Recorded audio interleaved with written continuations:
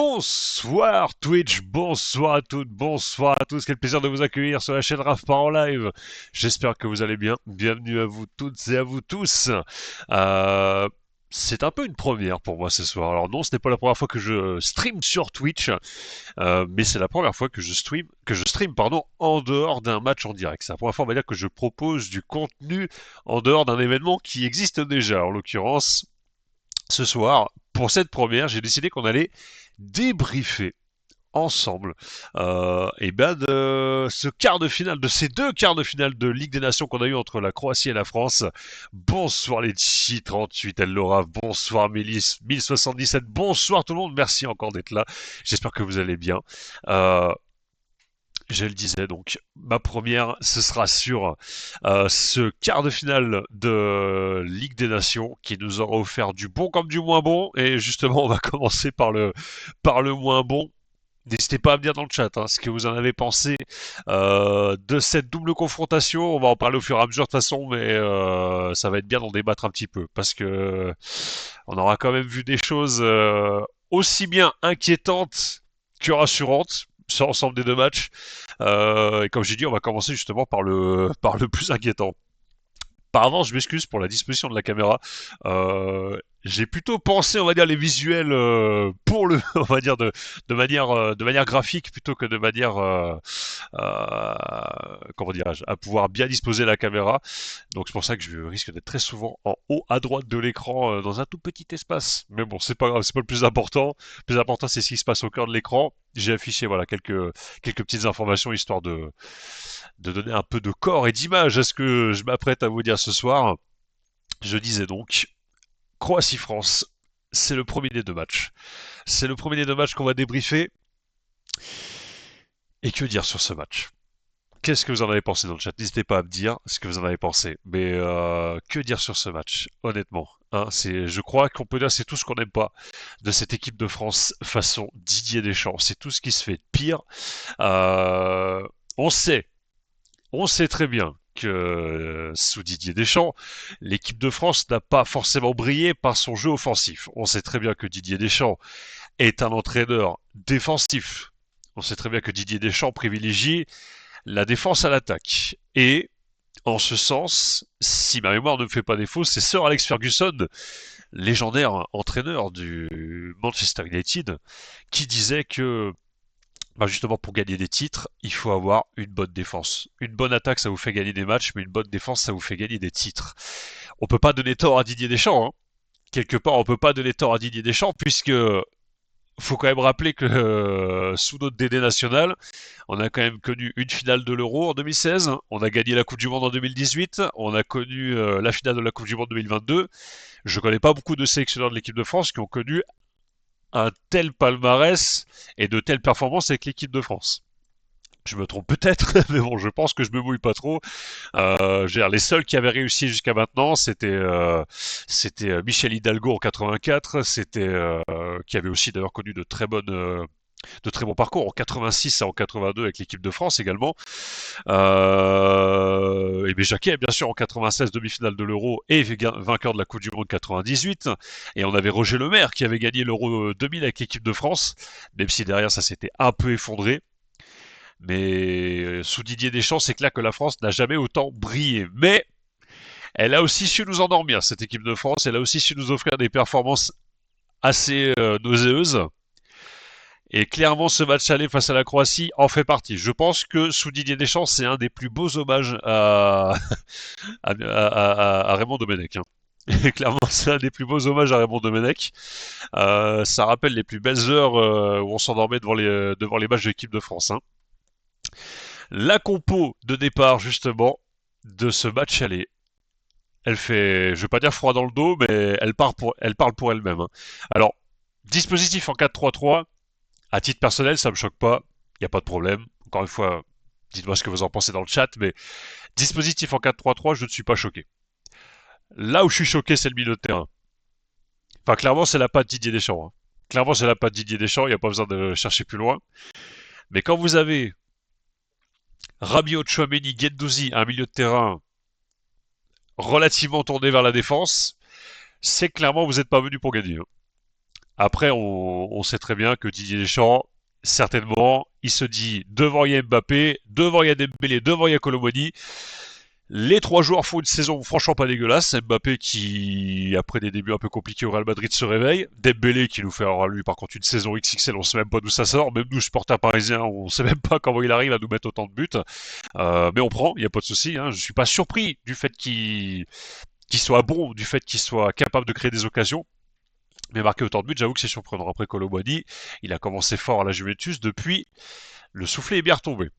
Clairement, on est sur une équipe où on croit au miracle. Hein, quand on voit cette composition de départ. Alors, meilleur dans les cages, pas de souci, rien à redire. Il a fait ce qu'il a pu au match aller, hein, j'ai envie de dire. Il est peut-être pas impérial, mais il a fait ce qu'il a pu au match aller. En vrai, quand même, c'est lui qui sauve quand même les meubles. Lucani, Saliba, Konaté, Koundé. Bon, Jules Koundé, honnêtement, il est capable de faire du très bon, mais c'est plutôt en défense centrale. C'est Saliba, Konaté, et peut-être même Konaté d'ailleurs. Hein. Guendouzi, milieu de terrain très orienté vers le banc surtout. À Litchi, j'attendais effectivement un petit pic très orienté bande touche. Bah franchement, même pour l'équipe de France, à l'heure où on se parle, hein, Rabiot et Guendouzi, c'est très orienté bande touche. Même si Rabiot a quand même plus un rôle de titulaire que Matteo Guendouzi. Mais clairement, c'est vrai qu'on est en droit de se poser la question, que cherche Didier Deschamps avec une telle composition de départ face à la Croatie? Chez eux, on a en droit de se demander qu'est-ce qu'il va chercher. Est-ce qu'on est là en mode on a sur le match nul, on va pas chercher plus loin, ou est-ce qu'au contraire il se dit encore une fois c'est la cour des miracles, les trois de devant ils vont faire le travail, on va bétonner. En gros, là le schéma, on pourrait presque dire que c'est un 7-0-3 avec 7 défenseurs, 0 milieu de terrain et 3 attaquants. Même si, bon, attention, Rabiot, Chouameni et Guendouzi, ça va être bon au milieu de terrain, mais encore une fois, c'est défensivement que ça se passe avec eux, pas offensivement. Là, en fait, vous mettez une ligne entre Rabiot, Chouameni, Guendouzi et Mbappé, Dembélé et Colomboigny. Vous coupez l'équipe en deux. Vous avez les 7 de derrière qui sont pieds et poings liés, qui sont unis, il n'y a pas de problème, ils vont se battre ensemble, enfin, encore que ça vaut ce que ça vaut, mais ils vont se battre ensemble. Par contre, les 3 de devant, c'est vraiment on se démerde. Et démerdez-vous, d'ailleurs, on ne viendra pas forcément vous aider, hein, parce que même si Chouameni, on sait qu'il est capable, et Rabiot aussi et Guendouzi, il n'y a pas de souci, ils sont quand même capables de se projeter, ils sont capables notamment d'avoir des bonnes frappes de balles, c'est le cas de Chouameni. Adrien Rabiot, on va pas oublier aussi qu'avec le PSG, il a marqué des buts importants, même en Ligue des Champions, hein, souvent en Ligue des Champions, il était d'ailleurs décisif avec le Paris Saint-Germain. Guendouzi, je pourrais un peu moins le juger là-dessus. Mais clairement, il y a quelque chose qui va pas du tout avec cette équipe. Et on l'a bien vu sur le terrain, et Konaté en défense, avec tout le respect, ça a été dur. Ça a été dur et on l'a vu hein, d'ailleurs sur les actions croates, le penalty en début de match, les buts qu'on a pris, on s'est fait bouffer de toute façon au milieu de terrain, on s'est fait bouffer, en défense on s'est fait dépasser. J'ai fait une petite liste, hein, entre autres des défauts qu'on a pu voir au cours du match. J'ai pas pu tout noter. Clairement, j'ai pas pu tout noter. Il y a certainement des choses dans le chat que vous pourrez me dire également en plus, mais la formation, comme j'ai dit, elle est trop défensive. Clairement, on y va en fait pour garder, enfin, jouer le match nul, 0-0. Pour moi, c'est un peu ça. Tactiquement, 4-3-3, non. On y va pour jouer, pour gagner. Mais en termes de choix d'effectifs, on y va pour garder le résultat. Moi, pour moi, une compo pareille, c'est vraiment si l'équipe de France a gagné au match aller 1, 2, 3-0, ce que vous voulez. Et au match retour, s'attend à souffrir là-bas et se dit on va bétonner derrière. On va bétonner derrière et on va y aller en contre-attaque. Pour moi, ce serait plus ça. Mais là, ça ne faisait aucun sens. Ça ne faisait aucun sens. La défense, elle était à la rue, très clairement. Euh, Saliba et Konaté, même si j'ai pas envie de dire qu'ils sont nuls, hein, c'est pas la question. Ils sont très bons. Très très bons et dans leur club ils sont très très bons aussi mais on l'a vu ça a pas matché ils se sont fait bouffer par les attaquants croates ils se sont fait bouffer par les passes de Modric qui a été incroyable sur ce match-là encore une fois une faute d'inattention alors après la main on va pas tirer sur les défenseurs ça arrive à tout le monde de faire une main mais voilà quand on voit le début de match la nonchalance qu'il y avait dès le début du match.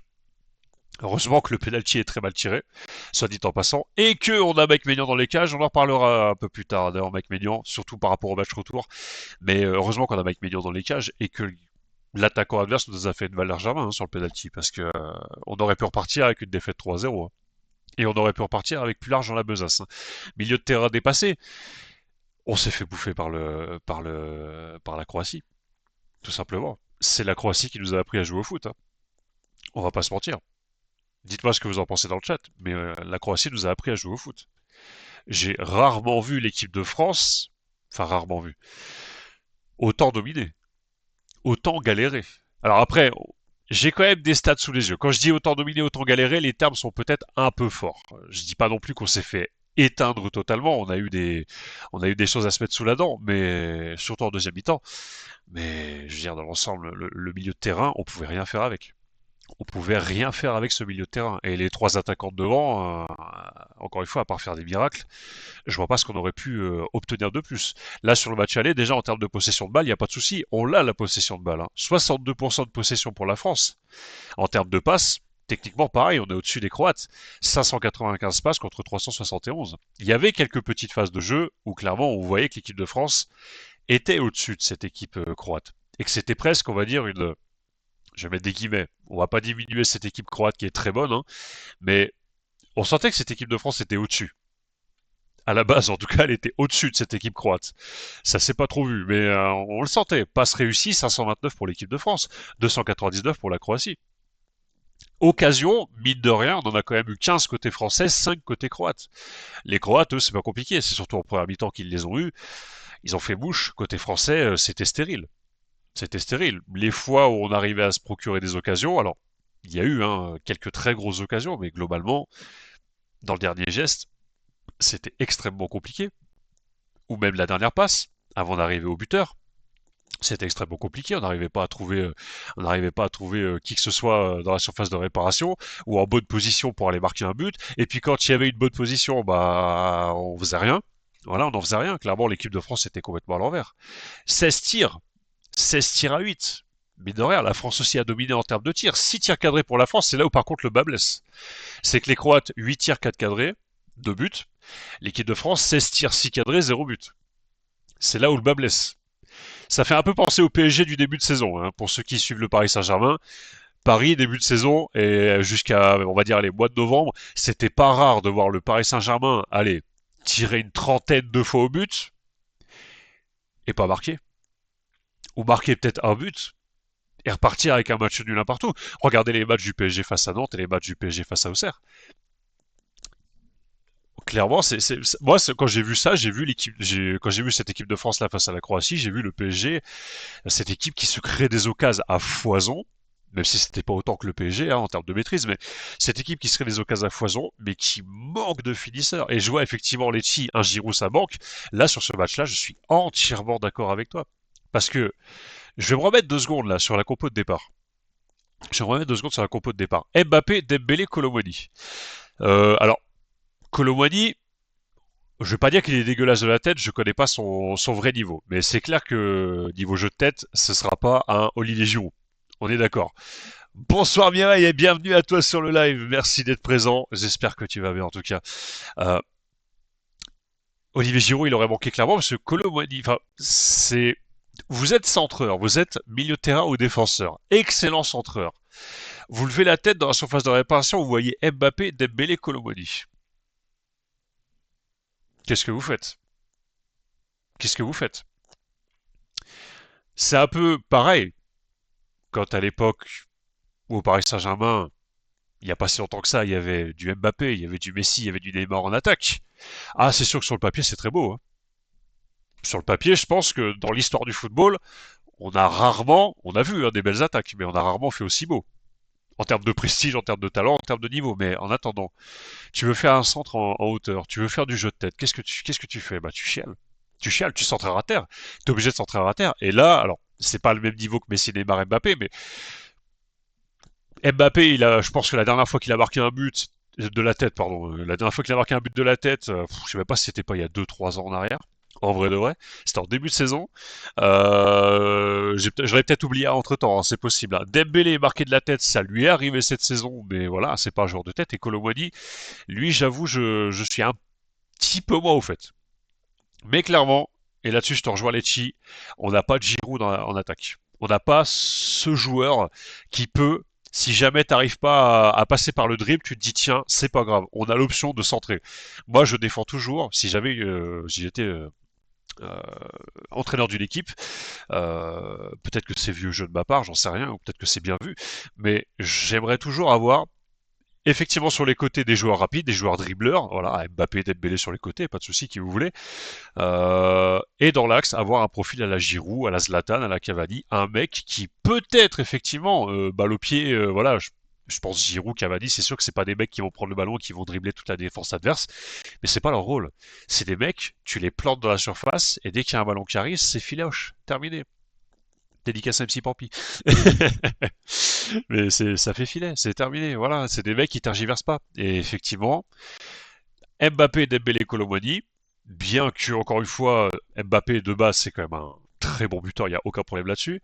Dembélé, cette saison, il est en feu. Colomani, ça laisse à désirer, mais sur les trois, voilà, on a quand même deux bons finisseurs, mais c'est pas du Giroud. Et tu as tout à fait raison de le dire, hein, Lecce. Et ça s'est vu. Et ça s'est vu, hein, je pense que là-dessus, en termes de stats et tout ça, j'ai pas besoin de le dire. Un tir contré, vous voyez, il y a eu 4 tirs contrés pour l'équipe de France, 2 pour les Croates. 9 corners pour la France, 26 centres pour la France. Je parle bien du match aller, hein, toujours. Hein. Je vais me remettre d'ailleurs sur l'écran. Pardon, 26 centres. Et en termes d'interception, les Croates, c'est 12 interceptions contre 5 pour l'équipe de France. C'est dire si les Croates nous ont éteints. C'est dire si les Croates nous ont éteints.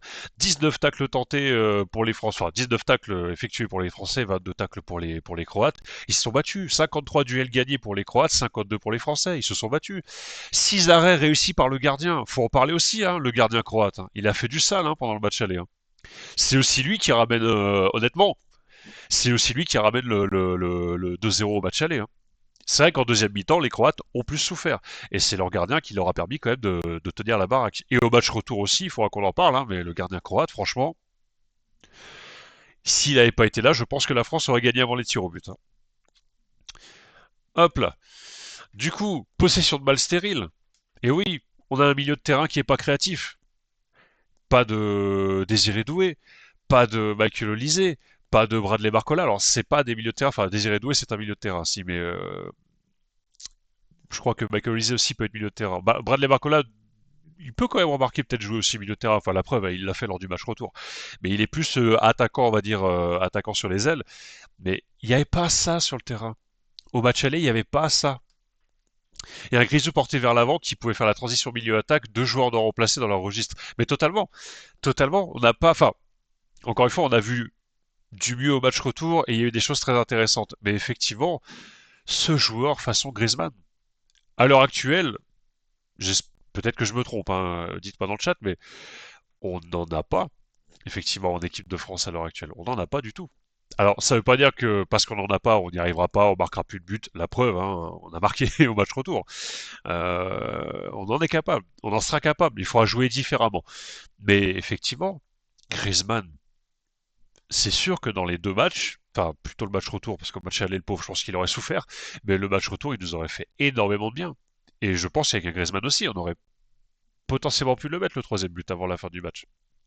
Mais on parlera du match retour après, effectivement, on se penchera vraiment là-dessus, mais au match retour, on a apporté cette créativité dès le début du match. Là, Didier Deschamps, au match retour, au match aller, pardon, je sais pas, il a pas réagi, quoi, je veux dire. Il a pas réagi. Je redonne quand même les joueurs qui sont rentrés en jeu vite fait au match aller. Mais on a Matteo Guendouzi qui est remplacé par Koné, qui a été titulaire au match retour du coup. On a Dembélé qui a été remplacé par Michael Olise, lui aussi titulaire au match retour. On a Rabiot remplacé par Eduardo Camavinga. Ronald Koeman qui a remplacé Bradley Barcola et Konaté qui a été remplacé par Upamecano. Donc en fait, les joueurs qui ont été remplacés au match aller, on les a pas vus titulaires au match retour du coup. Hein. Ça a été vite vu. Enfin, si, hormis Ousmane Dembélé bien sûr, qu'on a vu au match retour. Mais c'est un aveu de faiblesse. C'est un aveu de faiblesse totale. Et effectivement, au match aller, on l'a vu, dès que les Français avaient la balle, bah, c'était totalement stérile. Projection vers l'avant, il n'y a pas de vitesse. Ils étaient dans des pantoufles, hein, les Croates, hein, franchement. Ils étaient dans des pantoufles. Hein. Luka Modric, 39 ans, c'est sûr qu'il pouvait régaler. Hein. Bon, en temps normal, de toute façon, il régale toujours, même si là, je commence à faire son effet sur lui, le pauvre. Mais ils étaient en pantoufles. Les Croates étaient en pantoufles. Les Français, ça allait pas assez vite. Alors, ça accélère un peu au deuxième mi-temps, mais qu'est-ce qu'on fait? On fait tourner la balle.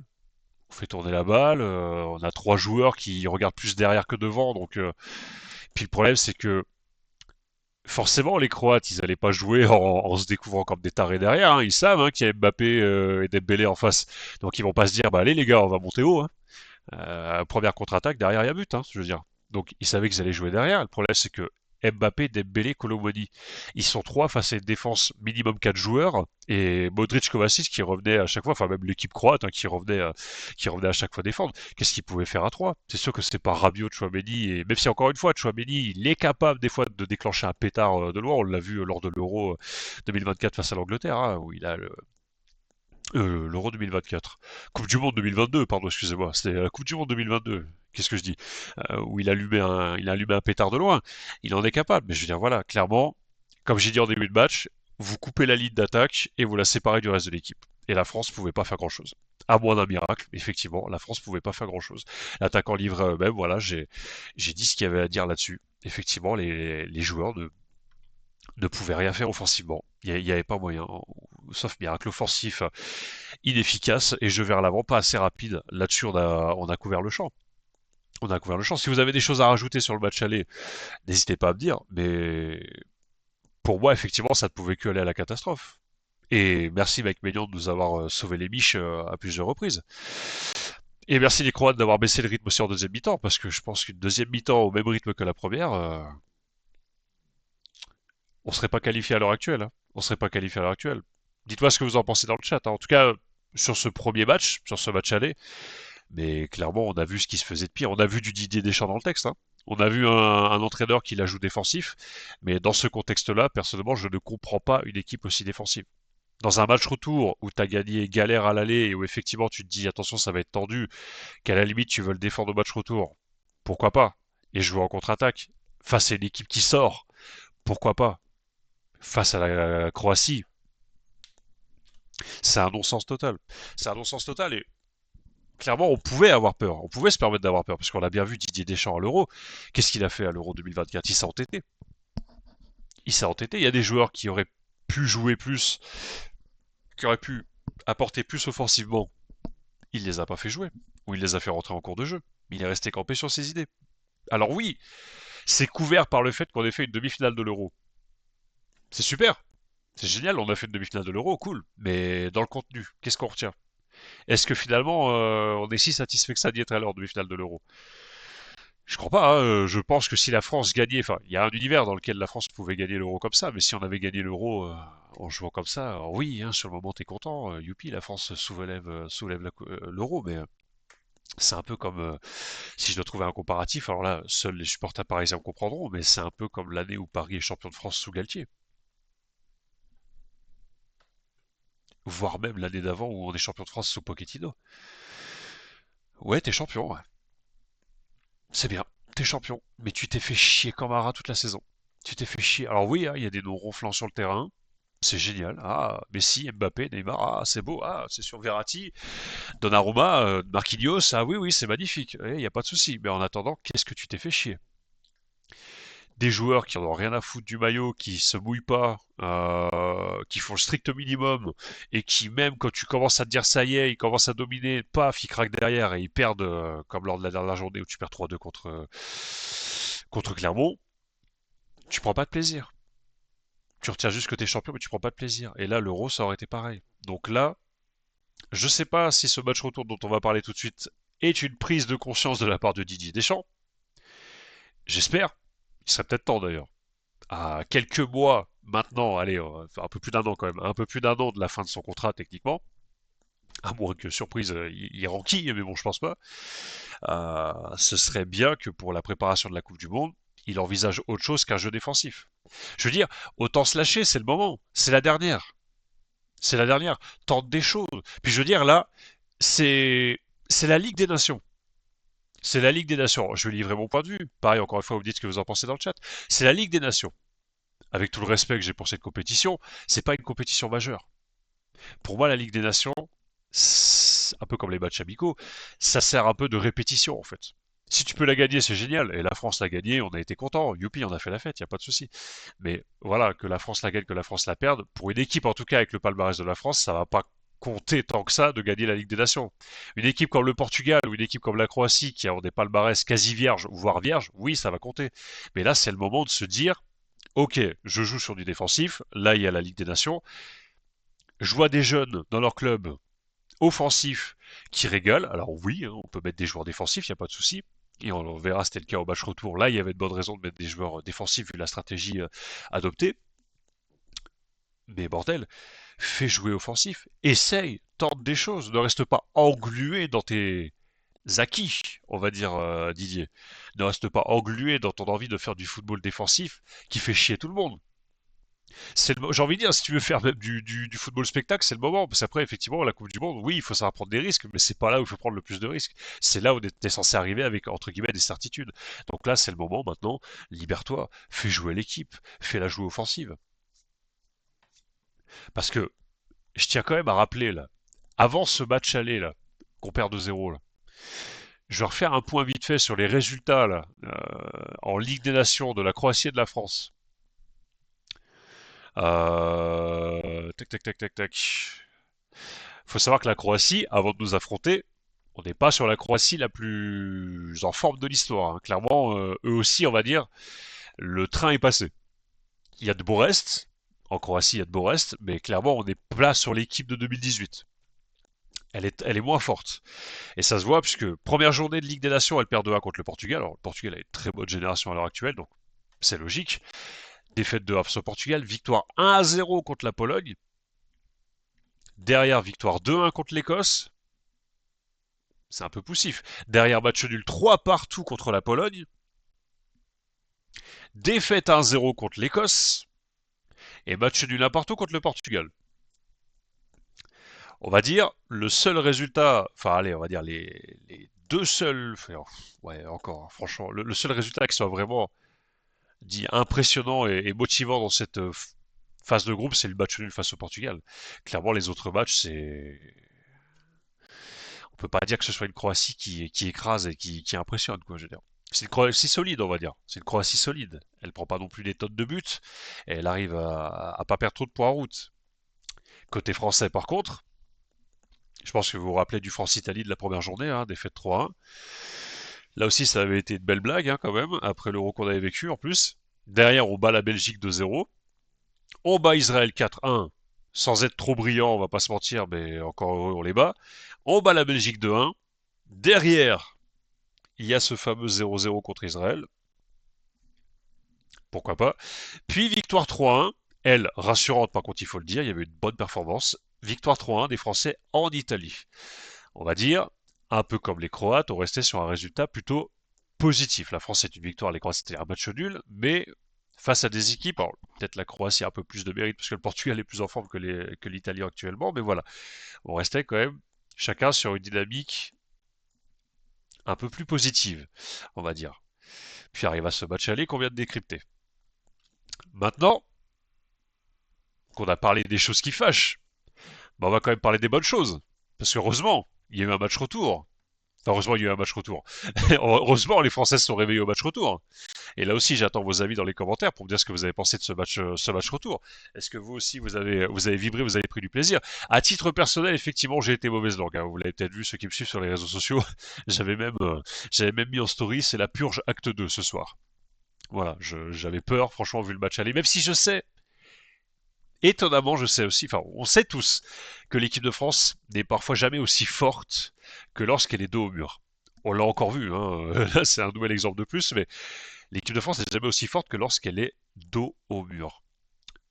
On aurait pu s'attendre effectivement, au vu potentiellement de la compo de départ qu'aurait pu aligner Didier Deschamps à une deuxième purge, mais il y avait déjà quelque chose de plus rassurant dans cette compo de départ. Et on va y venir à cette compo de départ justement. Alors, il y a eu effectivement une compo de départ évolutive. 4-3-3 avec en phase offensive une équipe qui se transforme en 4-2-4. Il y avait aussi effectivement du 4-2-3-1 qui traînait par là. D'ailleurs, je crois que la chaîne de l'équipe, elle, parle plutôt d'un 4-2-3-1 par exemple, hein. Mais effectivement, on avait une équipe pour ce match retour qui était quand même beaucoup plus à vocation offensive. Et là, effectivement, le milieu de terrain, alors, sur le moment, il m'a fait un peu peur. Quand j'ai vu Marco Olise, non, j'avais pas peur. Mais quand j'ai vu Chouameni et Koné au milieu de terrain, c'est là où je m'étais dit, ah, En même temps, c'est logique de mettre deux milieux de terrain défensifs, surtout dans l'optique d'un 4-2-3-1, puisque si c'est un 4-2-3, la ligne Chouameni-Koné devient automatiquement une ligne de milieu de terrain défensif. Et Barcola, Dembélé, Olysée au-dessus, ça devient une ligne de milieu de terrain offensif. Et Mbappé sur l'attaquant en pointe. Mais là, en l'occurrence, dans un 4-4-2, effectivement, Bradley Barcola, Olysée, là, il y a de la créativité. Chouameni Koné, c'est du défensif, c'est du solide. On verrouille l'axe, on verrouille la zone où se trouve effectivement Luka Modric. Luka Modric. Euh, et pour le coup, là, je dis enfin, merci Didier Deschamps. Merci Didier Deschamps. Enfin, t'as compris que c'est pas avec que des milieux de terrain défensifs que tu vas gagner des matchs. Là, tu as un milieu de terrain qui est créatif et surtout un milieu de terrain qui fait les replis. Et oui, ça c'est important, ça. Ça c'est important. Et il le voit bien, hein. Mike Lisée, Bradley Barcola, il le voit bien avec le Bayern de Munich et le Paris Saint-Germain. Il le sait que ces joueurs, ils font les replis défensifs.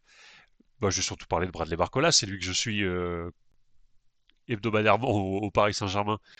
Lui, il le fait le travail défensif. Il se replie quand ça va pas. Et il va vers l'avant quand ça va, quand il faut attaquer. Il peut apporter le surnombre en attaque. Il peut apporter le surnombre en défense. Il apporte le surnombre de par sa présence au milieu de terrain. Déjà, on a un élément en plus au milieu de terrain, ce qui est intéressant. Et on a effectivement un joueur qui, en phase offensive, va pas laisser Mbappé et Dembélé se démerder tout seul et attendre derrière les bras croisés en se disant, bon bah on va voir. On va voir ce qu'Mbappé et Dembélé vont faire. Inch'Allah, hein, après tout. C'est eux les attaquants, c'est à eux de faire le travail. Moi, je suis défensif. Et non. Et là, au moins, sur les phases offensives, on avait enfin une équipe de France qui était parfois même en surnombre, qui était armée et qui avait les joueurs pour se projeter. Voilà, regardez, alors là, il y a un peu, il y a un peu plus de choses à lire et à dire. Comme vous pouvez le voir, on a quand même une formation qui est plus équilibrée, plus offensive par rapport au match aller. On n'est plus en mode attente à l'arrière, on bétonne et puis on voit ce qui se passe. Je vais hop là, me mettre les statistiques du match retour sous les yeux. Hop là, voilà. On avait une équipe de France beaucoup plus équilibrée. Je vais réafficher vite fait la compo de départ. Plus équilibrée parce que en nombre au milieu de terrain, en nombre en défense et en nombre en attaque. C'est presque un peu comme si on jouait en 4-4-4 quelque part. C'est presque un peu comme si on jouait 4 joueurs par ligne à chaque ligne, puisqu'il y avait toujours une quantité suffisante de joueurs en fonction de la phase de jeu. Et on l'a bien vu, ça a éteint les Croates. Ça a éteint les Croates. On les a presque pas vus au match retour, hein. Il y a eu peut-être une ou deux occasions, allez, vite fait, mais alors très vite fait, qui ont été un peu dangereuses en faveur des Croates et qui auraient peut-être pu causer un but à l'équipe de France. Mais globalement, la France a éteint. On a galéré à cadrer notre première frappe, par contre. Et là, je suis d'accord avec toi, effectivement. Là, le match, par contre, effectivement, il commençait sur cette base-là. D'ailleurs, il a fallu attendre la deuxième mi-temps, hein. Clairement, un peu comme le PSG en début de saison, c'était une question de finition. La première mi-temps, il manquait que la finition. Ce serait que, bon, vous voyez mettre beaucoup de points positifs, même d'ailleurs que des points positifs dans ma liste. Bien sûr, il n'y a pas eu que du positif. Et je te remercie, Litchi, d'en parler, parce qu'effectivement, la finition en première mi-temps, on a bien vu que c'était pas ça. Et d'ailleurs, même le Stade de France sifflait en première mi-temps, hein, parce qu'ils n'étaient pas très contents quand même de voir une équipe de France dominée, mais pas foutu de cadrer une frappe, ou du moins d'en mettre une au fond. Et Bradley Barcola qui avait gâché une énorme, énorme occasion en première mi-temps, de mémoire. J'espère que je ne confonds pas avec le match aller, hein, mais mémoire, c'est Bradley Barcola qui se retrouve en face à face avec le gardien croate sur une magnifique passe en profondeur. Donc il y a eu des occasions, mais effectivement, il a fallu attendre un magnifique coup franc de Michael Olise et heureusement qu'il nous l'a mis celui-là. Mais Michael Olise, en tout cas, on en parlera après aussi, hein, notamment Bradley Barcola, de tout ce qu'ils ont apporté. Mais ils ont fait des matchs de dingue. Et Désiré Doué aussi, hein. On va dire un mot des Désiré Doué. Il y a aussi, deuxième ligne là, retour de Upamecano en défense centrale. Et oui, messieurs, dames. Et oui, messieurs, dames, ça joue. Ça joue. Un seul être vous manque et tout est dépeuplé, mais ça joue. Le retour d'Upamecano. Encore une fois, hein, loin de moi de dire que Konaté est nul, mais Upamecano, c'est quand même plus solide. Beaucoup plus solide. D'ailleurs, il est sur une série d'invincibilité avec l'équipe de France, hein, de mémoire, hein. J'espère que je dis pas de bêtises, mais il me semble avoir vu passer la statistique. Je l'ai pas gardé de côté malheureusement pour le live, mais il me semble avoir vu passer la statistique qu'il est. Voilà, ça passait beaucoup moins quand il était là, et surtout ça gagnait beaucoup plus quand il était là. Donc Saliba, fidèle à lui-même, il est excellent, William Saliba. Et c'est pas les supporters stéphanois qui vont me dire le contraire, ça c'est clair. Ou pas Mécano. Pour moi, ça, c'est la défense centrale type. Si la Coupe du Monde doit commencer demain, si la Coupe du Monde doit commencer demain, pardon, c'est eux qu'on va en défense. Konaté, c'est remplaçant. Je vais rien savoir. Après, en cas de blessure, c'est sûr qu'il faudra composer avec Konaté, mais pour moi, c'est eux. C'est Saliba, c'est Upamecano, c'est indéboulonnable. En tout cas, à l'heure où on se parle, c'est indéboulonnable. Il faut pas les changer. Sur le côté, alors à l'aller, il y avait Lucas Digne, effectivement, mais pour moi, effectivement, c'est plus un Hernandez qu'il nous faut. Jules Koundé à droite, il n'y a pas de souci. Je trouve que ça fait bien le travail. Peut-être qu'un jour on trouvera un joueur qui est vraiment fait pour jouer à droite, hein, parce que Jules Koundé à la base, que je sois foudroyé instantanément si je me trompe, mais c'est plutôt un défenseur central, même s'il peut jouer à droite. Hein. Upamecano fait plus que dépanner. Ah mais Upamecano, c'est le titulaire. C'est le titulaire avec Saliba. Pour moi, c'est pas compliqué, c'est le titulaire avec Saliba. Faut pas faire autrement. Faut pas chercher plus loin. Aller à la limite, oui, pour un match amical, tu peux mettre Konaté, tu peux l'essayer, il y a pas de souci, il faut lui donner sa chance. Il y a pas de raison. Ouais. Il a quand même un niveau. Mais on l'a vu au match aller, la différence, elle est abyssale. Enfin après, au match aller, c'est toute l'équipe de France qui est passée au travers. Hein. C'est pas que à cause de Konaté. C'est pas ce que je suis en train de dire, mais c'est non. Saliba, Konaté, c'est pas ça qu'il nous faut. En tout cas, on l'a vu au match aller, c'était clairement pas ça qu'il nous fallait. Donc là, vraiment une solidité pardon, défensive clairement retrouvée. Euh, Hernandez et Koundé qui ont fait le travail et puis en plus avec leur projection vers l'avant, ils ont apporté également encore plus de surnombre offensivement. Donc ça aussi, ça a été un giga plus. Même si au match aller aussi, hein, Jules Koundé se projetait par exemple et Lucas Digne aussi se projetait. Il n'y a pas de souci, on sait que c'est des joueurs qui se projettent. Mais pour moi, en termes de qualité, Lucas Digne est en dessous aussi d'un Théo Hernandez. Sans vouloir manquer de respect. Mais Lucas Digne, pareil, c'est plutôt un niveau remplaçant en équipe de France qu'un niveau titulaire. Possession de balle conséquente et constructive. Et oui, tout le contraire du match aller. Alors au match aller, on a eu de la possession de balle. Et puisque je parle de possession de balle, au match retour, c'est 62%. Alors pardon, je me mets sur les bonnes stats, excusez-moi. C'est presque pareil, hein, 61,6% de possession de balle au match retour pour l'équipe de France. 864 passes tentées contre 557 côté croate. 778 passes réussies pour les Français. 22 occasions. 28 tirs. Je rappelle qu'à l'aller, c'était 16 tirs, mais surtout 28 tirs, 8 cadrés. À l'aller, c'était 6 cadrés. Donc oui, sur ce point-là, par contre, sur le nombre de tirs cadrés, et tu le disais, les Chi 38, c'est là effectivement que le bas blesse. C'est là que le bas blesse, c'est l'effet Paris Saint-Germain début de saison, effectivement. C'est là que le bas blesse parce que 8 tirs cadrés en 28 tirs, ça fait quand même mal. Ça fait quand même pas beaucoup. Bon, côté croate, c'est à peine, pas beaucoup mieux, hein, c'est 5 tirs tentés, 0 cadré. Au moins là-dessus, enfin, ça témoigne aussi de la domination de l'équipe de France. Hein. 5 tirs en un match, c'est pas beaucoup, et en plus, 0 cadré. Tirs contrés, 6 pour la France. Hors jeu, 2 de chaque côté. 16 corners pour la France. À l'aller, il y en avait eu 9 contre 3 pour les Croates. 0 corner, hein, les Croates au match retour. 48 centres côté français contre 26 au match aller. C'est quasiment le double. 7 centres côté croate contre 9. Là, on est à peu près dans la même lignée. 10 interceptions pour les Français, 15 pour les Croates, 16 tacles pour les Français, 34 pour les Croates, 83 duels gagnés, 64 pour les Croates. Au match aller, c'était 53 duels gagnés pour les Croates, 52 pour les Français. Ça pique un peu. Côté français, du coup, 0 arrêt à faire. 6 arrêts pour le gardien. Je disais tout à l'heure, le gardien croate qui a maintenu l'équipe à flot. 6 arrêts. 6 arrêts, c'est lui qui. Alors, il avait fait déjà 6 arrêts au match. C'est ça, il avait déjà fait 6 arrêts au match aller, hein, le gardien croate. Donc, c'est lui hein, qui emmène l'équipe croate au tir au but. Hein. Et le manque d'efficacité de l'équipe de France. C'est ces deux facteurs. Sinon, pour le reste, si on enlève ça, c'est presque un match parfait de l'équipe de France. Peut-être que je m'emballe. Dites ce que vous en pensez dans le chat encore une fois, mais peut-être que je m'emballe, mais c'est presque un match parfait de l'équipe de France. Hein. 14 fautes à 24, 2 cartons jaunes à 6. Clairement, c'est plutôt les Croates qui ont perdu le fil. Hein. Sur ce match retour, c'est les Croates qui ont perdu totalement le fil. Plus de joueurs impliqués en phase offensive. Et oui, notamment grâce à la présence de Bradley Barcola et Michael Olise, qui ont apporté énormément offensivement. C'est le jour et la nuit entre le match aller. Regardez, on va revoir vite fait la compo de départ du match aller. Je veux dire, Rabiot et Guendouzi, vous mettez... Bon, déjà, il y a un milieu de terrain en moins, mais encore une fois, il n'y a pas l'apport offensif. Même si Rabiot, Tchouaméni, Guendouzi, encore une fois, c'est pas qu'ils savent pas se projeter. Ils peuvent se projeter, mais c'est des profils, comme je dis, qui regardent plus à l'arrière qu'à l'avant. Donc effectivement, qu'est-ce qui se passe dès que vous partez à l'attaque? Eh ben oui, ça va chercher Mbappé, ça va chercher Dembélé, ça va chercher Colomani, mais ça va être moins présent offensivement. Donc ça va être trois attaquants, majoritairement, qui vont se retrouver face à 5 ou peut-être même 10 défenseurs, parce qu'il y aura tout le monde derrière. Alors que là, vous avez une belle équipe de France sur ce match retour. Paf, 4 joueurs, plus Chouameni et Koné qui n'hésitaient pas à monter aussi, plus Koundé et Hernandez qui n'hésitaient pas à monter. Alors c'est vrai que bon, je dis au match aller qu'il n'y a que les quatre attaquants, que les trois attaquants.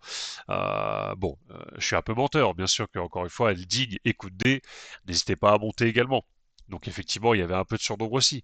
Mais on est en termes de qualité, on était clairement pas sur le même niveau.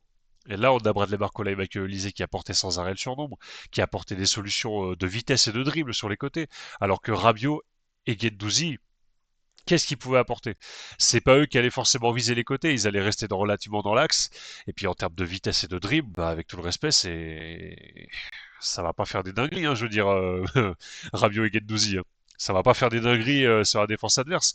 Alors que là, on a Barcola qui met le feu à gauche, on a Olise qui met le feu à droite. C'est des joueurs qui savent dribbler avec des permutations, Mbappé, Dembélé.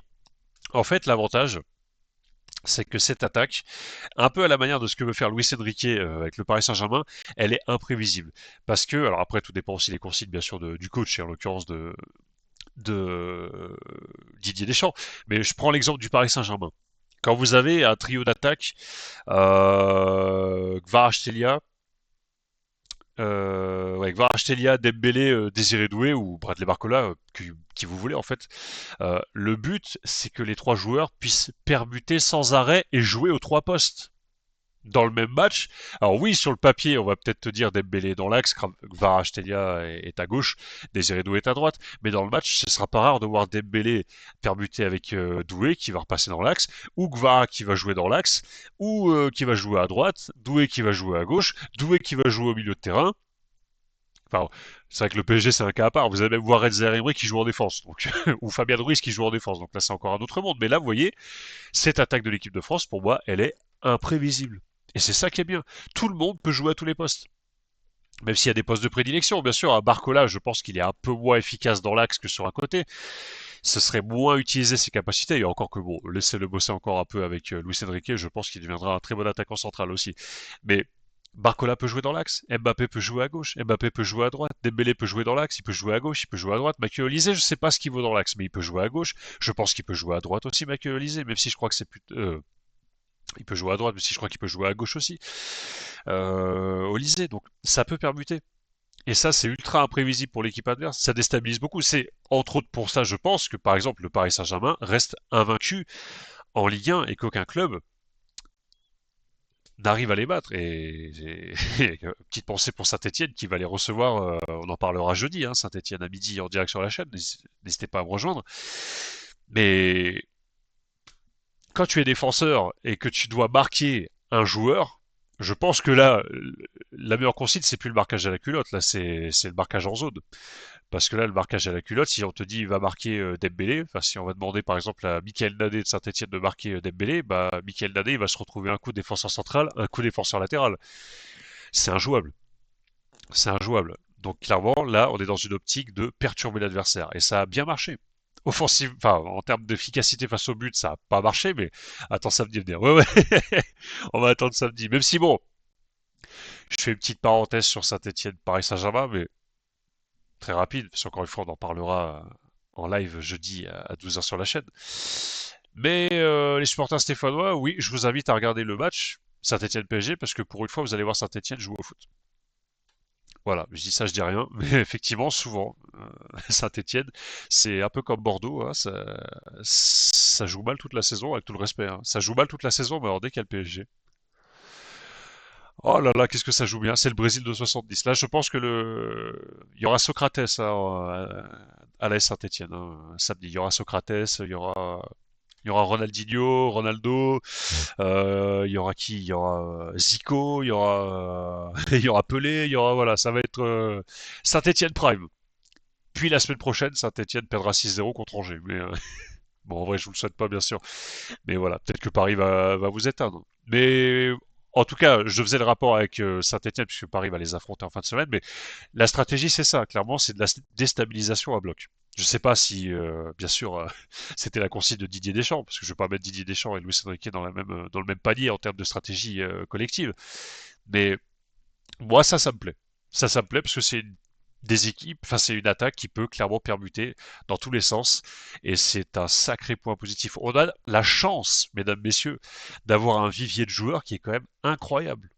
Rendez-vous compte du vivier de joueurs qu'on a à l'époque, qu'on a à l'heure actuelle, contrairement, j'allais dire justement à l'époque Domenech, Socrates, Zico, Pelé, mais avec leur forme actuelle, en version retraitée, voire pour certains plus que retraité.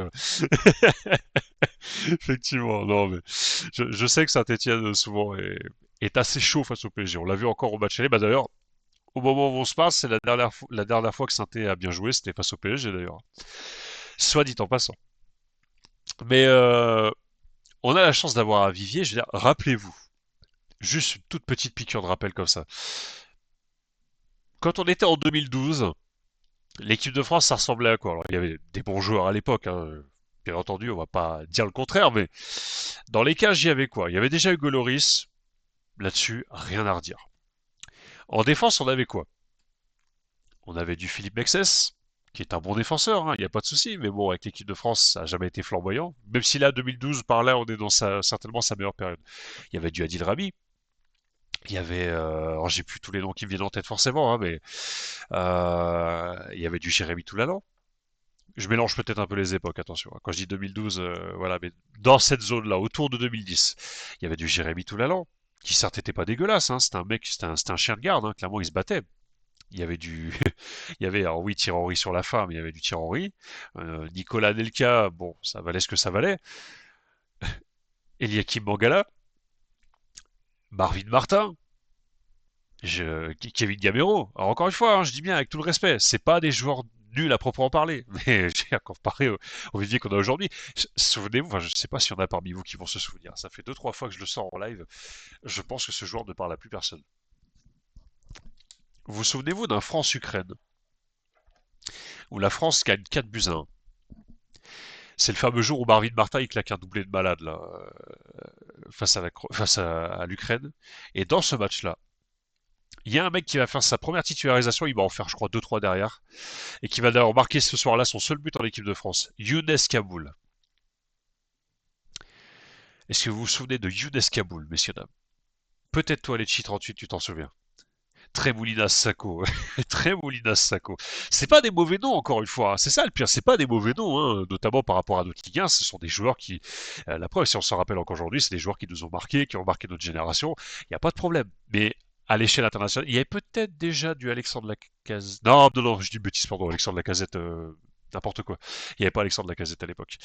Excusez-moi, je suis un peu trop en avance.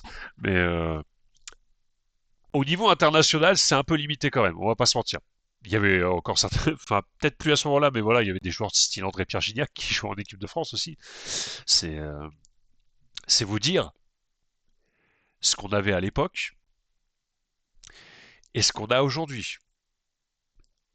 Aujourd'hui, en équipe de France, là, pour ceux qui aiment bien PES, hein, là c'est une équipe PES. En équipe de France, Kingsley Coman ou Kingsley Coman, vous prononcez comme vous voulez. Chez nous, il est remplaçant, hein. Il y a beaucoup d'équipes dans le monde chez qui il serait titulaire indiscutable. Chez nous, Kingsley, c'est un remplaçant. On a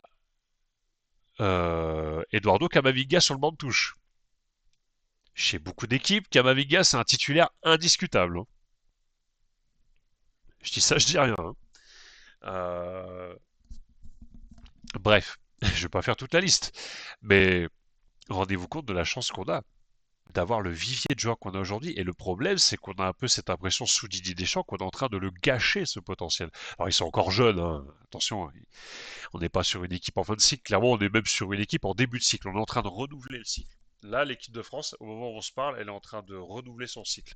La génération 2018, elle est en train de partir, en tout cas pour certains, hein, pas tous, mais ils sont en train pour certains de partir, certains sont déjà partis. Mais là, on est sur une nouvelle génération qui arrive. Hop là, on est sur une nouvelle génération qui arrive.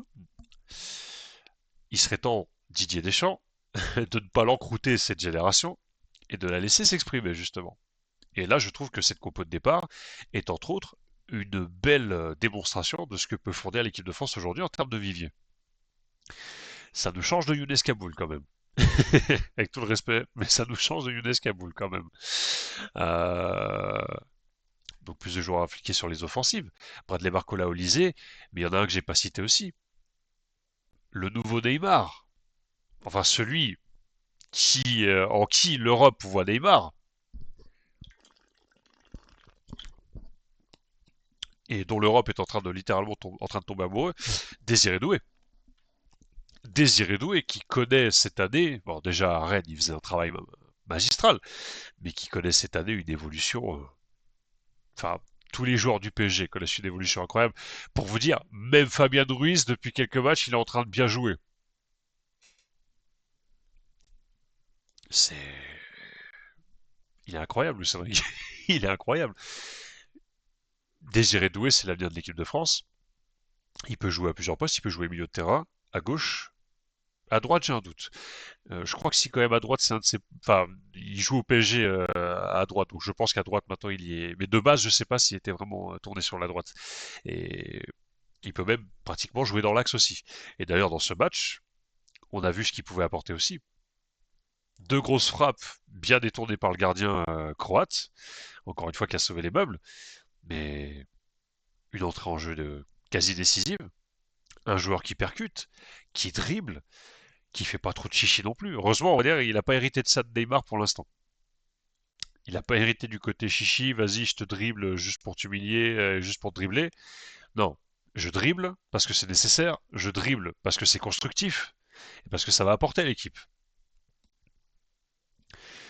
Désiré Doué, titulaire en équipe de France pour moi. Enfin, presque. Peut-être pas tout de suite, il est encore un peu jeune. Pareil pour Warren Zaïre-Emery, il peut apporter tellement à cette équipe de France, mais ne précipitons pas les choses. Effectivement que des joueurs comme Désiré Doué, Warren Zaïre-Emery soient remplaçants à l'heure actuelle, on va dire, ça ne me choque pas. Ça ne me choque pas, il n'y a pas de problème. Je suis tout à fait d'accord pour avoir un milieu de terrain avec Chouameni, Koné effectivement titulaire si vous voulez, effectivement du Barcola au Lysée, qui sont très jeunes aussi, il n'y a pas de souci, mais voilà. Désiré Doué et Warren Zaïre en termes d'expérience et d'âge, c'est encore un peu en dessous, donc pas de souci. Laissons-leur le temps, au contraire, ne brûlons pas les cartouches tout de suite. Parce que des joueurs qui ont commencé très fort et qui se sont cassés la gueule derrière, on en connaît.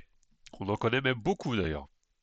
Petite pensée pour Lamine Yamal en ce moment qui explose et qui est ultra utilisé par le Bayern Munich, ouais, par le FC Barcelone et par l'Espagne. C'est sûr que je comprends, hein, l'équipe d'Espagne et le FC Barcelone ne peuvent pas se passer de Lamine Yamal. D'ailleurs, le FC Barcelone, ils peuvent tellement pas s'en passer que le club entier repose sur Lamine Yamal pratiquement. Il a 17 ans, le gamin, hein, mais bon, je pense que si demain il part du club, le club, il est pas loin de descendre en Ligue 2. Enfin, en Liga, ça c'est plus Adelante, je crois aujourd'hui, ça a changé de nom, mais je crois que c'est Liga Hypermotion V, je crois, un truc comme ça. Mais on a vu avec Pedri, très jeune, très utilisé, et ben depuis c'est blessure, blessure, blessure, blessure, blessure, blessure. Donc on espère que pour la Yamal ça va pas être le cas, on espère que pour l'équipe de France et les jeunes, dans leur club comme en équipe nationale, il va y avoir une bonne utilisation des jeunes. En tout cas, pour ce qui est du Paris Saint-Germain, je sais que Luis Enrique, il les utilise correctement. Il sait comment utiliser et gérer un club. Avec Lisée au Bayern Munich, je suis pas inquiet pour lui non plus. Laissons le temps à cette équipe de s'émanciper. Mais encore une fois, s'il te plaît, Didier Deschamps, tu sais ce que tu as entre les mains. Tu as vu le matériel que tu as sur ce match. Tu as vu les possibilités offensives que tu as. Et tu as très bien vu, Didier Deschamps, que même avec cette équipe moins défensive qu'au match aller, eh ben tu as éteint la Croatie. Oui, c'est pas la plus grande Croatie de l'histoire. C'est un fait. Mais on a très bien vu, on a tous vu le même match. On a tous vu que cette équipe de France, moins défensive que le match aller, plus offensive que le match aller, a infiniment plus éteint la Croatie que l'équipe qui était censée, on va dire, les empêcher de marquer au match aller. Donc voilà Didier Deschamps, tu sais ce qu'il te reste à faire. Mais il y a aussi un autre joueur dont on va parler. Mike Maignan. Et là, vous voyez de quelle séquence je veux parler, puisque les tirs au but.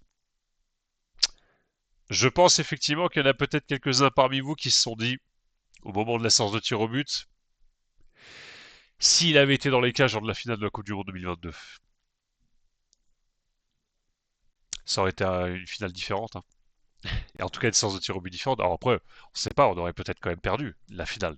Même au tir au but, on aurait peut-être perdu, mais est-ce que vous vous sentez pas quand même, dites-moi dans le chat ce que vous en pensez, est-ce que vous vous sentez pas quand même plus rassuré avec Mike Maignan dans les cages? Quand il y a une séance de tir au but en tout cas. Moi personnellement, loin de moi l'idée de dire que pour moi la France, c'est sûr qu'on allait battre la Croatie au tir au but, parce que la preuve, on va pas se mentir. Si on regarde avec un œil objectif la qualité de la séance de tir au but, on va pas se mentir, c'est pas dingue, hein.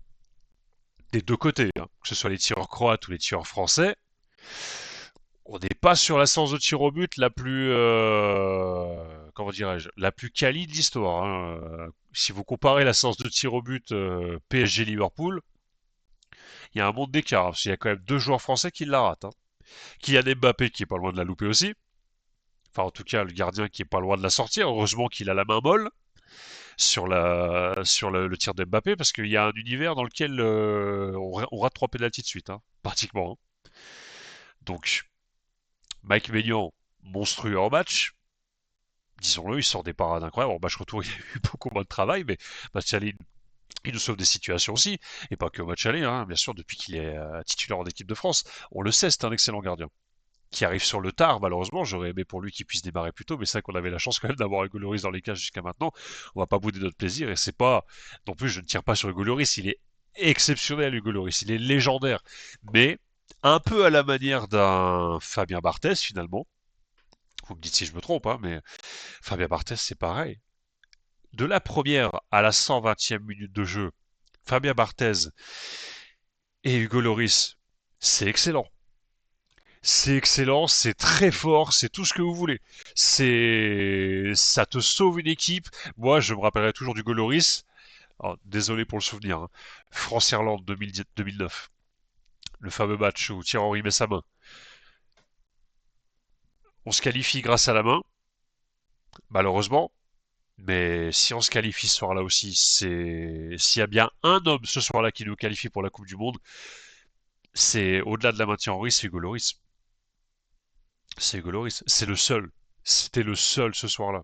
C'était le seul. On a eu une chance de malade mental. Et quand je pense les conditions dans lesquelles lui il est arrivé en équipe de France, sous Domenech, dans une ambiance dégueulasse, et qu'il est allé jusqu'à 2018 pour gagner la Coupe du Monde. Il est allé jusqu'à 2022 aussi, mais le mec il est passé de 2009, la pire équipe de France de l'histoire, à 2018 sur le toit du monde.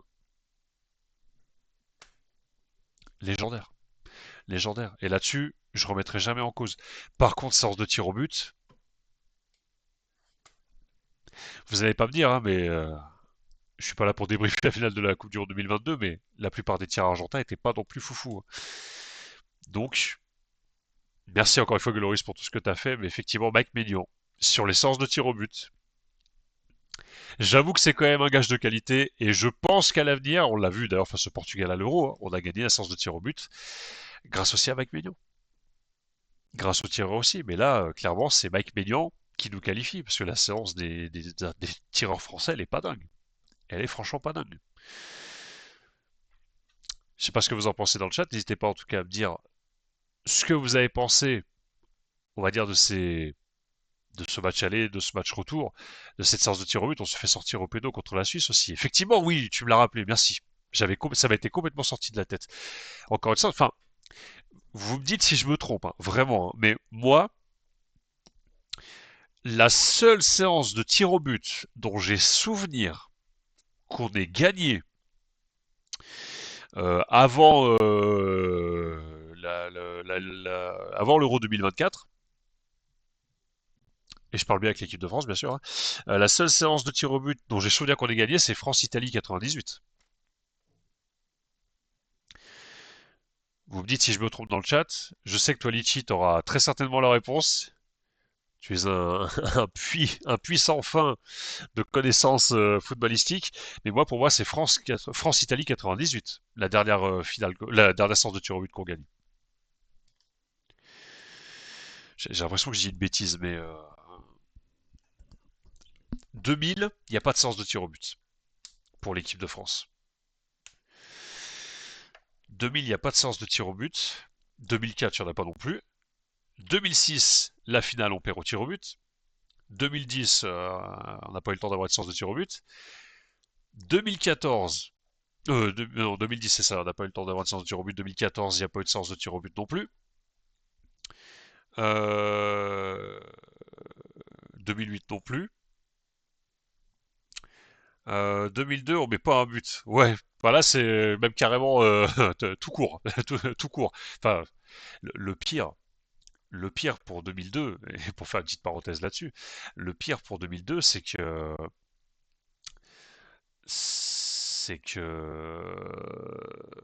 merde, on avait, on avait de mémoire en 2002 pour la Coupe du Monde le meilleur buteur italien, le meilleur buteur anglais, enfin du championnat italien, le meilleur buteur du championnat français et le meilleur buteur du championnat anglais, si je dis pas de bêtises. En plus, c'est ça le pire, c'est qu'on avait le meilleur buteur dans tous les championnats où il jouait en fait. Mais c'est un beau pied de nez. Mais après, le problème de 2002, aussi, on va pas se mentir, c'est la gestion de l'effectif. Finale Coupe du Monde 2006, euh, c'est-à-dire finale Coupe du Monde 2006. Si tu parles de la séance de tir au but, on la perd en tout cas. On la perd. Moi, j'ai que des souvenirs de défaites. 98, bon, de toute façon, j'avais même pas 2 ans quand la Coupe du Monde 2002, 98 a eu lieu. Donc, mais à titre personnel, quelque part, la première fois de ma vie que je vois la France gagner une séance de tir au but, c'était à l'Euro 2024. Personnellement, c'est à l'Euro 2024 que j'ai vu la France gagner sa première séance de tir au but. On gagne versus le Portugal quart de finale Euro 2024. Voilà, on gagne la séance de tir au but. Et c'est la seule, enfin c'est la première depuis 98. Je n'en vois pas entre temps. Après, je sais pas, les coupes des confédérations, tout ça, il me semble pas qu'il y ait eu des séances de tir au but. Si je prends pareil, il y a eu peut-être les Jeux Olympiques entre temps aussi, je crois. Je sais pas si la France, peut-être que je dis une bêtise, mais elle n'avait pas joué les Jeux Olympiques au début des années 2000 aussi. Euh, non, pardon, c'était plutôt, je crois que c'était que les coupes des confédérations. Mais de mémoire, il n'y avait pas eu de séance de tir au but en des confédérations pour la France. Donc effectivement, non, non, Litchi, là-dessus, en tout cas au XXe siècle, c'est fou à dire, mais au XXe siècle, la France n'a gagné que 2 séances de tir au but, hein. Deux à la suite, mais que 2 séances. C'est dire le bien qu'apporte Mike Maignan. Lui, déjà 2 séances de tir au but avec la France, il a gagné les deux. C'est pas plus compliqué que ça. Il gagne les deux. Il est là-dessus, il nous apporte un vrai plus. C'est sûr que au cours du match, qu'est-ce qu'il vaut par rapport à Hugo Lloris? Pour moi, il est excellent, hein. Mike Maignan n'a pas de souci. Après, est-ce que il est au même niveau? Est-ce qu'il est plus fort? Est-ce qu'il est moins fort du Lloris? Peut-être que le débat pourrait être ouvert. Après, il faudra laisser le temps à Mike Maignan de s'imposer et je pense qu'il faudra lui laisser aussi le temps peut-être de jouer la Coupe du Monde 2026 pour pouvoir le juger aussi sur une Coupe du Monde. Mais pour moi, on tient, au moment où on se parle, on tient un gardien relativement complet. Relativement complet. Pas parfait, mais complet. On sait qu'on peut compter sur lui dans toutes les situations. On n'est pas dans le cas du Goloris ou enfin, Fabien Barthez. Le problème, c'est que je ne saurais pas dire son vrai niveau sur une séance de tir au but à Fabien Barthez, mais j'ai l'impression que c'était un peu le même délire. J'ai l'impression que Barthez et les tirs au but, c'était pas. Mais encore une fois, je me trompe peut-être, hein. Là, je laisse parler les plus anciens qui ont connu. Moi, j'avoue qu'à part 2006, j'ai pas connu Barthez, hein. Donc, finalement, j'ai pareil, j'ai vu qu'une seule séance de tir au but de ma vie avec Barthez dans les cages. Mais je crois pas que c'était folichon non plus. Donc vraiment, on sait qu'on a une arme en plus, on sait qu'on peut aller dans une compétition, on peut aller au-delà des prolongations. On n'est plus là, nous, en tant que supporters français, à s'inquiéter. Enfin, je pense. Bon, en tout cas, c'est mon point de vue. En tout cas, c'est mon point de vue et c'est ce que je retiens aussi en enseignement positif de ce match retour. Quelque part, je remercie, on va dire, le destin de nous avoir emmenés au tir au but. On aurait pu gagner 3-0 et ça aurait été très bien aussi, mais je remercie le destin de nous avoir emmenés au tir au but parce que ça a permis de tester une deuxième fois Mike Maignan au tir au but. Encore une fois, les joueurs français, bon, on va pas dire c'était pas ouf, mais en tout cas, lui, Mike Maignan, il a passé son test. Il a totalement passé son test et il a réussi là où d'autres ont échoué avant lui. Bon, écoutez, je pense qu'on a fait le tour, en tout cas sur cette double confrontation. Si vous avez des choses à rajouter dans le chat, n'hésitez pas, soyez les bienvenus.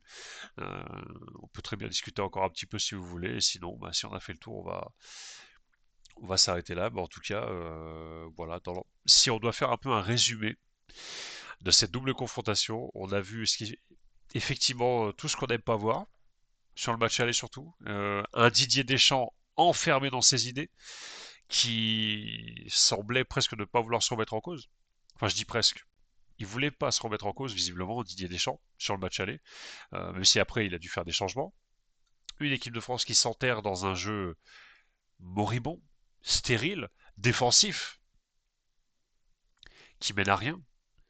Et on l'a vu tout l'Euro, hein, tous les matchs de l'Euro. Je pense que c'est la première fois, je réfléchis, hein, mais parce que on se souvient de l'Euro 2016 qui avait été pas ouf en termes de performance.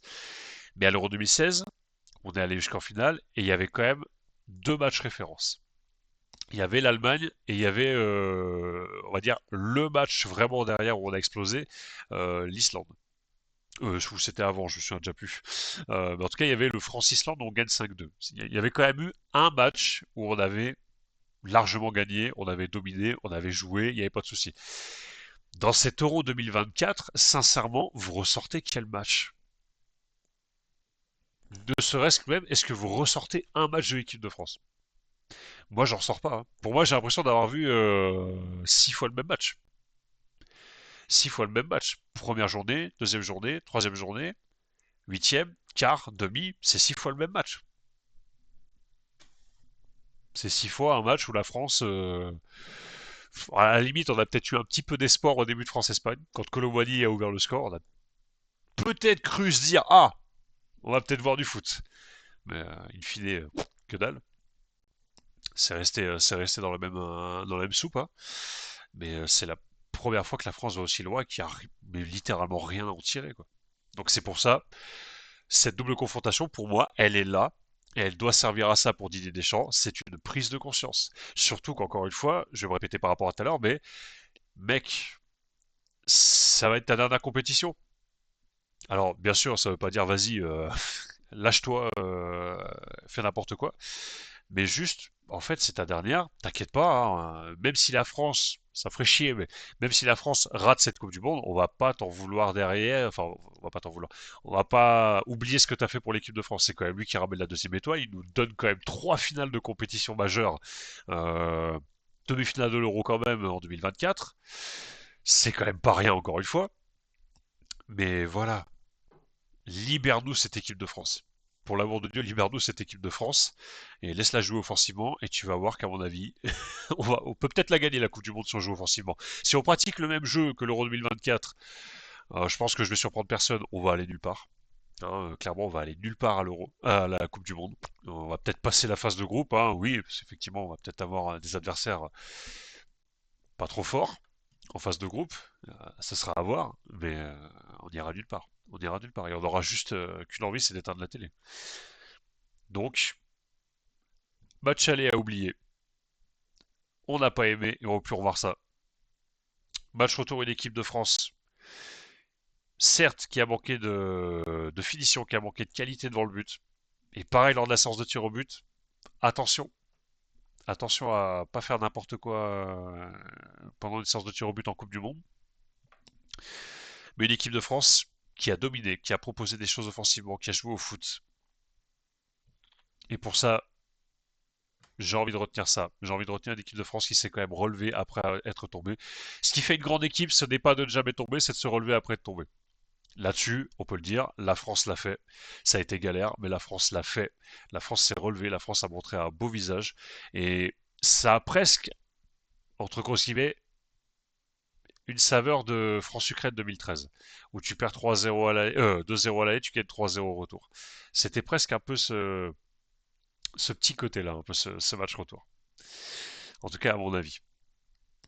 Écoutez, 21h10, je pense qu'on aura pas mal. Enfin, j'espère que pour ma première hors match et mon premier débriefing, j'espère que je me suis pas trop mal débrouillé, que j'ai pas été trop répétitif.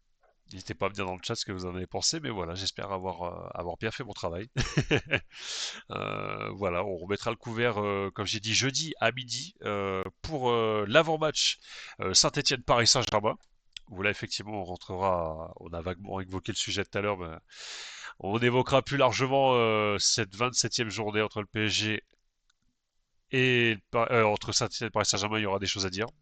On va bien briefer le match. Je pourrais pas le commenter, hein, mais j'aurai plaisir à le suivre quand même. Ça, c'est clair. Euh, D'ici là, permettez-moi de vous souhaiter une bonne soirée, messieurs, dames. De vous remercier pour votre présence et votre soutien. Euh, On est à un live peut-être, enfin je suis à un live peut-être effectivement de devenir affilié Twitch. Pour ceux qui ne le savent pas, il faut cocher plusieurs cases pour devenir affilié Twitch. Affilié Twitch, ça veut dire début de la monétisation, plus d'interaction avec les fans et plus de possibilités pour moi sur Twitch. Avoir plus de 3 viewers de moyenne sur un stream, pour l'instant check. Avoir plus de 50 abonnés, pour l'instant check. Avoir streamé plus de 8 heures enfin sur un mois, pour l'instant check et très largement. Là, je pense que je dois être à 12-13 heures à peu près avec ce live. Et il me reste plus qu'un dernier live à faire. Et si tout se passe bien, et grâce à vous bien sûr, je vais être affilié Twitch. Alors peut-être pas jeudi même, hein, le temps que Twitch analyse tout ça, mais d'ici fin de semaine prochaine, peut-être que je serai un homme affilié à Twitch, et ça, c'est grâce à vous. Donc un immense merci pour votre présence sur le live, un immense merci pour votre soutien depuis le début, à tous ceux qui sont là. S'il y a des nouveaux parmi vous dans la salle et que vous appréciez mon contenu, bah, n'hésitez pas à vous abonner sur Twitch, Raf Par en live, si vous voulez suivre les autres lives. Alors oui, je commente principalement les matchs du Paris Saint-Germain, mais et les matchs de l'équipe de France, je pense que je commenterai surtout en Coupe du Monde, hein, parce que et à l'Euro, parce qu'en dehors c'est un peu plus compliqué. Or si vraiment la France va en finale de la Ligue des Nations, peut-être qu'effectivement je commenterai de mes finales. À voir, c'est pas sûr, je verrai. On verra. Mais voilà, si vous aimez mon contenu, abonnez-vous. Suivez-moi également sur Instagram et sur Facebook. Raf Parole Live. Abonnez-vous également à YouTube si vous voulez suivre les rediffusions de mes live Twitch. Raf Parole Live également. Peut-être prochainement aussi le multistream qui arrivera simultanément sur Twitch et YouTube. Et puis bah encore un immense merci, c'est grâce à vous. Si jamais je deviens affilié à partir de jeudi, donc vraiment un immense merci pour votre soutien et votre présence. Passez une excellente soirée, prenez soin de vous. Vive le foot, vive l'équipe de France. Et puis bah à jeudi midi pour le briefing entre la Saint-Etienne et le Paris Saint-Germain. Bonne soirée à tous. Ciao.